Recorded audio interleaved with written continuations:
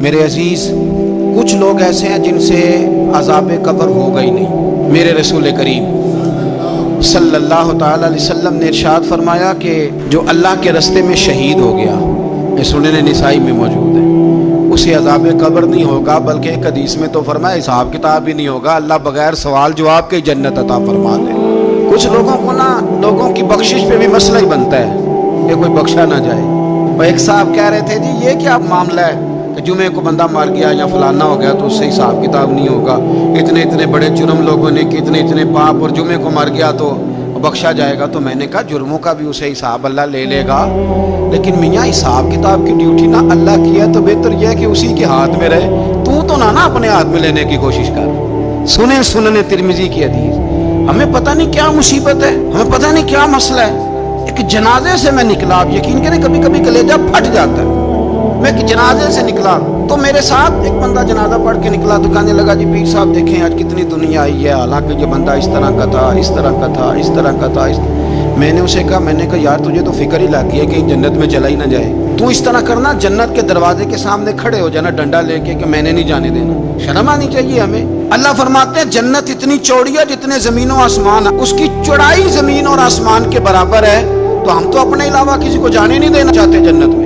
اور بس کریں، جنت خدا کا فضل ہے، اور اللہ فرماتے ہیں میرا فضل میں جسے چاہتا ہوں عطا کرتا ہوں۔ یہ سنن ترمذی کی حدیث، اور اس کے راوی حضرت عبداللہ ابن عمر رضی اللہ تعالیٰ عنہ، نبی پاک علیہ السلام نے فرمایا جو مسلمان جمعے کے دن یا جمعے کی رات کو فوت ہو، اس کو اللہ تعالیٰ قبر کی آزمائش سے محفوظ رکھتا ہے۔ جو جمعے کی رات فوت ہو جائے یا جمعے والے، یعنی جمعے رات اور جمعے کی درمیانی رات چلا جائے یا جمعے والے، تو اللہ اسے عذاب قبر سے، تو میرے عزیز جو بندہ شہید ہو اس سے عذاب قبر نہیں ہوتا، جو آدمی جمعے کے دن یا جمعے کی رات چلا جائے اسے بھی عذاب قبر نہیں ہوتا۔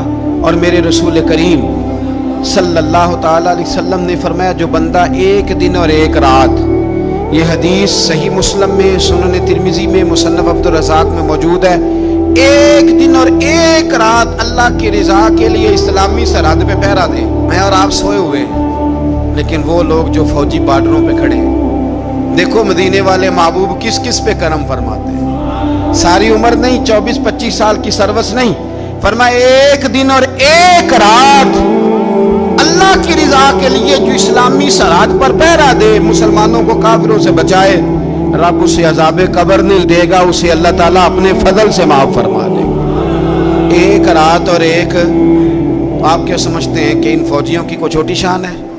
ان کا کوئی چھوٹا مرتبہ ہے؟ ایک دن اور ایک رات اگر یہ پہرا دیں تو اللہ انہیں اتنا انعام عطا کرتا ہے۔ اسی طرح سن لو، یہ ذرا غور سے سننا، ابن ماجہ کی حدیث، اور اس کے علاوہ مسند ابو یعلا میں موجود حدیث کے راوی حضرت ابو ہریرہ رضی اللہ تعالی عنہ، حضور صلی اللہ تعالی علیہ وسلم نے فرمایا جو شخص بیماری سے فوت ہوا، قربان جاؤں میرے محبوب نے بیماری کا نام ہی نہیں لیا، فرمایا کوئی بھی بیماری ہو، فرمایا جو آدمی بیماری سے فوت ہوا اللہ اسے شہادت کی موت عطا فرمائے گا، اور وہ عذاب قبر سے اور قبر کے امتحان سے بھی محفوظ رہے گا، اور حضور فرماتے ہیں اس کو صبح اور شام جنت کے باغوں میں سے رزق دیا جائے گا۔ جو کسی بھی بیماری سے مرا، یہ لوگ بیماری سے مر رہے ہیں تو لوگوں نے اچھوت سمجھ رہے ہیں، اچھوت، یہ اچھوت نہیں ہے، اس لیے کہ لوارث نہیں، یہ خدا رسول کے ماننے والے ہیں، تم انہیں اچھوت کہہ رہے ہو اور مدینے والے رسول انہیں شہید فرما رہے ہیں۔ حضور نے فرمایا جو بیماری سے مرے شہید ہے، وہ قبر کے عذاب سے محفوظ رہے گا اور جنت کے باغوں میں سے اللہ رزق دے گا۔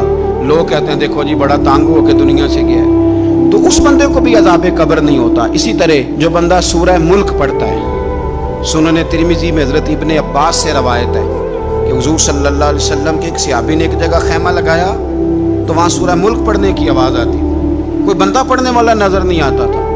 جب حضور کی بارگاہ میں عرض کیا تو فرمایا وہاں قبر تھی اور قبر کے اندر بیٹھ کے میرا صحابی سورہ ملک کی تلاوت کر رہا۔ اگر ہمیں خسرہ نمبر یاد ہو جاتا ہے نا اپنی جگہ کا، اور ہمیں پتہ ہوتا ہے کہ میرے والا حصہ کتنے کروڑ کا ہے، اگر ساری کہانیاں ہمیں یاد ہوتی ہیں تو سورہ ملک بھی ہمیں یاد ہو سکتی ہے۔